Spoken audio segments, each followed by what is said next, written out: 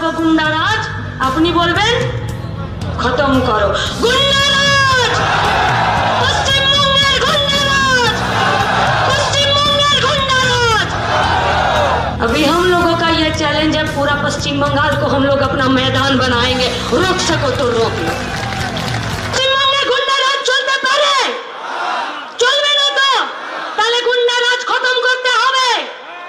বামপন্থ সরকারের প্রতিষ্ঠা দিবসে ডিওয়াইএফআই শপথ গ্রহণ করছে 26-এর ইলেকশনে পশ্চিমবঙ্গে গুন্ডারাজ খতম করার জন্য বুথে বুথে ডিওয়াইএফআই দাঁড়াবে। কি দাঁড়াবে তো? কোথাও পিছু হটবো না তো? তাহলে আমার সঙ্গে একটাই কথা, আমি বলবো গুন্ডারাজ, আপনি বলবেন খতম করো।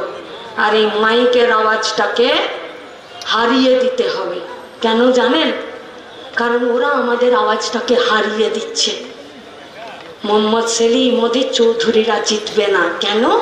কারণ এরা পার্লামেন্টে দাঁড়িয়ে ঠক নিয়ে বলে যে এরা চোর, এদের কোনো অধিকার নেই সংসদে বসার।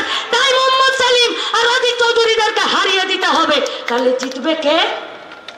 হিমানি লিপস্টিক পাউডার লাগানো হিরো হিরোইনরা আর ইউসুফ পাঠানরা। রাজনীতির বিরাজনীতিকরণ চলছে। মানে আরে ওষুধের দাম বাড়লে ওদের কিছু যায় আসে? চালের দাম বাড়লে ওদের কিছু যায় আসে? ইলেকট্রিক বিলের দাম বাড়লে ওদের কিছু যায় আসে? আমাদের গাড়ি ঘোড়া ট্রেন বাসের ভাড়া বেড়ে গেলে ওদের কিছু যায় আসে?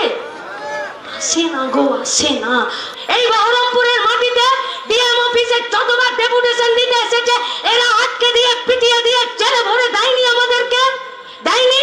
তাহলে এরা আমাদের ডেপুটেশনটা পর্যন্ত নিতে চায়নি। আর আমরা যখন তার বিরুদ্ধে রাস্তায় নেমেছি তখন এরা আমাদের বিরুদ্ধে গুন্ডা লেলিয়ে দিয়েছে। গুন্ডা, দু ধরনের গুন্ডা আছে গো।